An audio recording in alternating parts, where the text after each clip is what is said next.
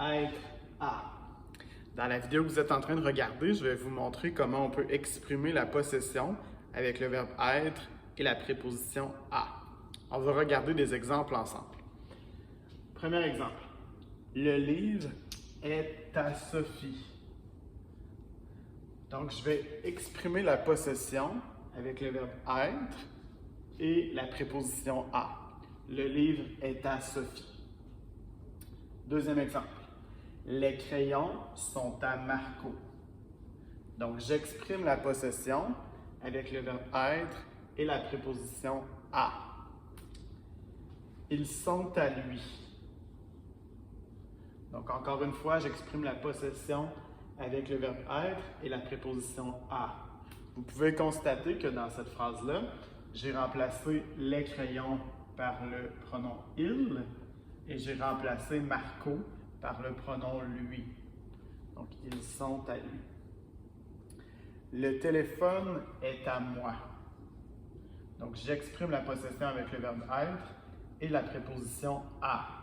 Et vous pouvez constater qu'après la préposition à, on utilise le pronom disjoint. Hein?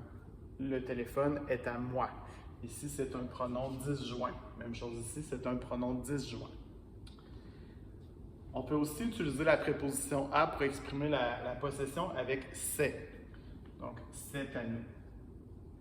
Et ici, on a le verbe être, la préposition à et le pronom disjoint.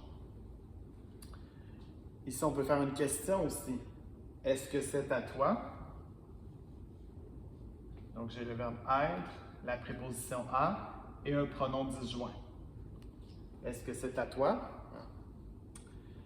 Ensuite, ici, on a une question, une autre question. Cette question-là, dans mes oreilles, elle sonne orale. Hein? C'est quelque chose qu'on utiliserait à l'oral et pas nécessairement à l'écrit. Donc, ça sonne un petit peu informel, donc on va préférer utiliser ce type de question-là à l'oral.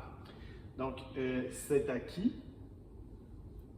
C'est à qui? J'ai le verbe être, j'ai la préposition à. Puis ici, je vais avoir le mot qui, parce que je fais une question. Donc, c'est à qui? C'est à qui? Et cette question-là, comme je vous ai dit, pour moi, elle sonne un peu informelle, donc on va préférer l'utiliser à l'oral. À l'écrit, on va utiliser quelque chose de plus formel. La question qui est ici, celle-là, elle serait bonne à l'écrit. Donc, on commence avec à. Hein? À qui sont ces clés? Puis ici, on a le verbe être, donc c'est justifié d'utiliser le à ici. Donc, à qui sont ces clés? Et ça me sonne formel, donc on pourrait l'utiliser à l'écrit. Ce serait une bonne question qu'on pourrait utiliser à l'écrit. Finalement, la dernière question qui est ici, celle-là aussi, elle me sonne plus informelle, donc préférable de l'utiliser à l'oral. À l'écrit, on va choisir une structure un petit peu plus formelle. Donc, cette bouteille-là est à qui? Donc, on va mettre le à ici.